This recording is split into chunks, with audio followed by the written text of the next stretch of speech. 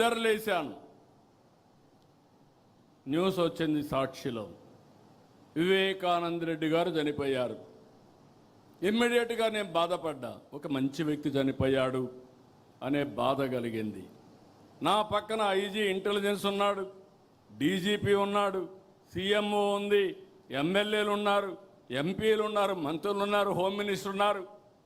ఎవరు కూడా నాకు బ్రీఫ్ చేయలేకపోయారు, బిజీగా ఉన్నాం. ఆయన కూతురు ఆ రోజు అడిగింది, ఇది కేస్ స్టడీ మాత్రం మీకు అందరికీ, కూతురు అడిగింది, నాకు అనుమానం ఉంది, ముందు పోస్ట్ మార్టం చేయాలంటే అప్పుడు పోస్ట్ మార్టానికి పంపించాం.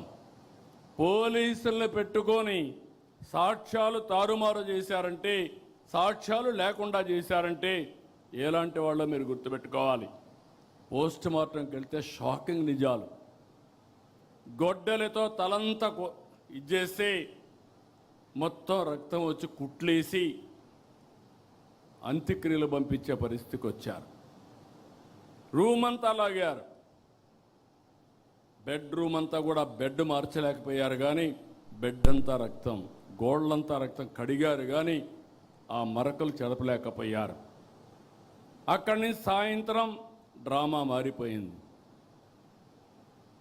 ఆ డ్రామాను మీరు చూసే సాయంత్రానికి నా తండ్రి చనిపోయాడు, ఆ రోజు చంపేశారు, ఇప్పుడు ఒకే దిక్కు పెద్ద దిక్కు మా చిన్నాన్న, ఆయన్ని కూడా చంపేశారు, పెద్ద దిక్కు కోల్పోయాను.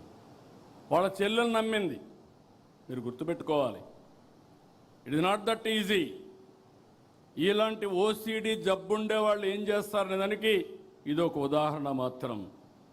నమ్మితే తెల్లవారు నిద్రలేస్తే ఆ రోజు మాట్లాడలేదు, తెల్లవారు నిద్రలేస్తే సాక్షి పేపర్ చూస్తే నా చేతిలో కత్తి పెట్టి నారాసుర రక్త చరిత్రని నా మీద పెట్టేసే పరిస్థితికి వచ్చారు.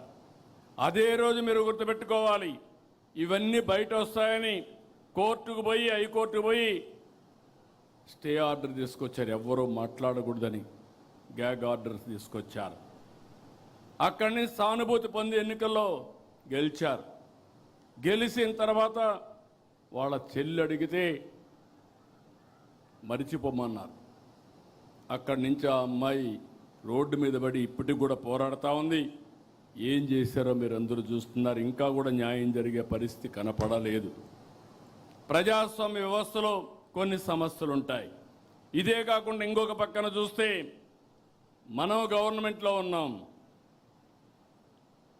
ఒక కార్యకర్తను కారుతో తొక్కించి కడాన తను చనిపోతే హాస్పిటల్ పంపిస్తే, మనం ఆ హాస్పిటల్ పోయే లోపల చనిపోతే తిరిగి ఆ నెపం మన మీద వేసే పరిస్థితికి వచ్చారు. అక్కడ కూడా మీరు గుర్తుపెట్టుకోవాలి, ఎవరైతే భార్య ఉందో ఆ భార్యను పిలిపించి మన మీద ఆరోపణ, ఏదైతే తను బతికించడానికి 104 అంబులెన్స్ ఉపయోగించామో ఆ అంబులెన్స్లో పోలీసు వాళ్ళు చంపేశారని తిరిగి మన మీద ఆరోపణ చేసే పరిస్థితికి వచ్చారు. అది కేసు పెడితే కోర్టు పోయి స్టే తెచ్చుకున్నారు. నిన్నే మీరు ఇక్కడ చూశారు, కడపలో ఆస్తుల కోసం, అది కూడా కబ్జా చేసిన ఆస్తుల కోసం వాళ్ళ ఫాలోయర్ని చంపేశారు. చంపేసి తిరిగి మన మీద వేస్తే పేపర్లో చూసి వేసేశారు. వాస్తవాలు బయట పెడితే మాట్లాడే పరిస్థితులు లేరు, దాన్ని అవాయిడ్ చేశారు, కానీ ఎదురుదాడి చేస్తూనే ఉన్నారు. వాళ్ళ కుటుంబ సభ్యులతో ఇవన్నీ చేపించే పరిస్థితి వచ్చారు. నేను అందుకే మిమ్మల్ని అడుగుతున్నా, నా జీవితంలో రాజకీయాలు చేశాను, నేరస్తులతో కాదు, రాజకీయ నాయకులతో రాజకీయాలు చేశా, బేషరతుగా పోరాడా. ఈరోజు మనం చేసేది ఒక నేరస్తులతో రాజకీయం చేస్తున్నాం కాబట్టి మీ మనసులో ఎప్పుడూ అది మనసులో పెట్టుకునే పనిచేయాలి. ఆ సందేహం ఎప్పుడు మీలో ఉండాలి. ఇంకొక పక్క కుట్రలు చేస్తారు, మన మీద వేస్తారు. మనం అభివృద్ధి చేస్తే వీళ్ళు విధ్వంసం చేస్తారు. వాళ్ళు సంపద కోసం రాష్ట్రాన్ని దోచుకుంటారు, మనం రాష్ట్రం కోసం సంపద సృష్టించడానికి అహర్నిశలు కష్టపడతాం. మంది అభివృద్ధి, వాళ్ళది అవినీతి, విధ్వంసం. ఇది పదే పదే ప్రజలకు నచ్చజెప్పవలసిన బాధ్యత మనందరిపైన ఉందని చెప్పి కూడా నేను మీ అందరికీ తెలియజేస్తున్నా. మీరు రిలాక్స్ అయితే అబద్ధమే ప్రపంచమంతా చుట్టూ వస్తుంది. ఈ విషయం కూడా గుర్తుపెట్టుకోవాలి. అందుకని మనం గుర్తుపెట్టుకోవాల్సింది, దీన్ని ఎప్పటికప్పుడు మనం చేసే పనులు చెప్పడమే కాకుండా దీన్ని సమర్థవంతంగా ప్రజలకు అర్థమయ్యేట్టుగా అప్రమత్తం చేయాల్సిన అవసరం ఉంది. ఇది ఒక పార్టీ అయితే, తెలుగుదేశం పార్టీ అంటేనే క్రమశిక్షణ.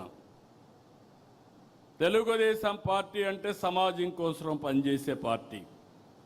టీడీపీ వ్యవస్థల్ని ప్రజల్ని ఎప్పుడూ గౌరవించే పార్టీ.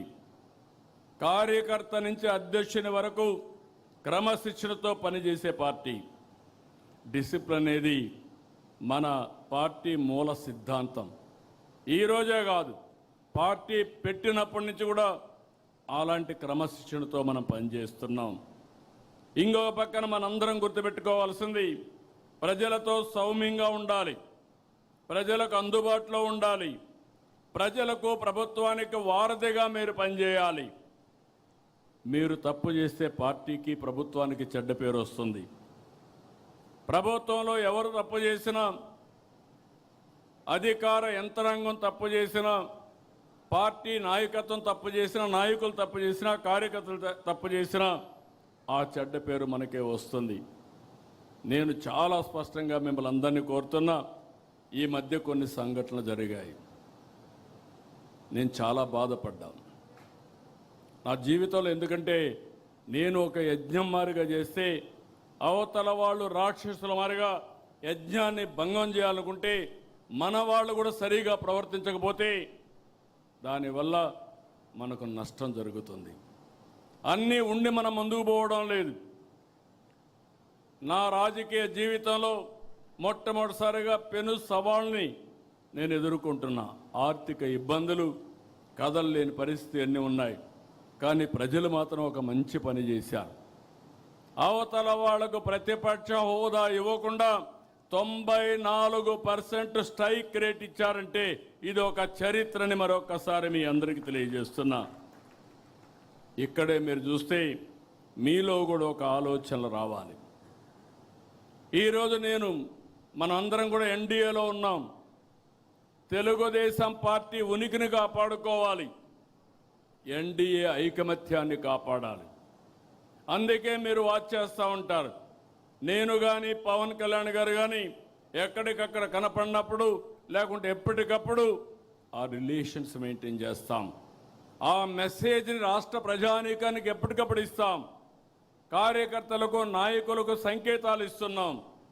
అదే మరి కేంద్రం, మనం ఎన్డీఏలో భాగస్వాములం.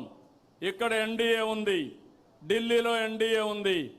అందుకే ఏ విధంగా మనం ప్రవర్తించాలో, మనం ఏ ప్రవర్తన వల్ల కూడా అటు కేంద్రానికి ఇటు రాష్ట్రానికి చెడ్డ పేరు రాకూడదని అనునిత్యం మనం పనిచేస్తున్నాం. అందుకే ప్రధానమంత్రి గారిని గౌరవించడం, అదే మరి కొండే ఎన్డీఏ పార్టీస్ని ఎక్కడికక్కడ సమన్వయం చేసుకోవడం ముందుకు పోతున్నాం. ఈ స్ఫూర్తి మంత్రులకు కానీ, జిల్లాల్లో కానీ, గ్రామం వరకు కొనసాగాలి. 2024లో అభ్యర్థులను చూడలేదు, పార్టీలను చూడలేదు. ఎన్డీఏ ఎవరిని సపోర్ట్ చేసి వాళ్లకు బ్లైండ్గా ఓట్లేశారంటే దానికి కారణం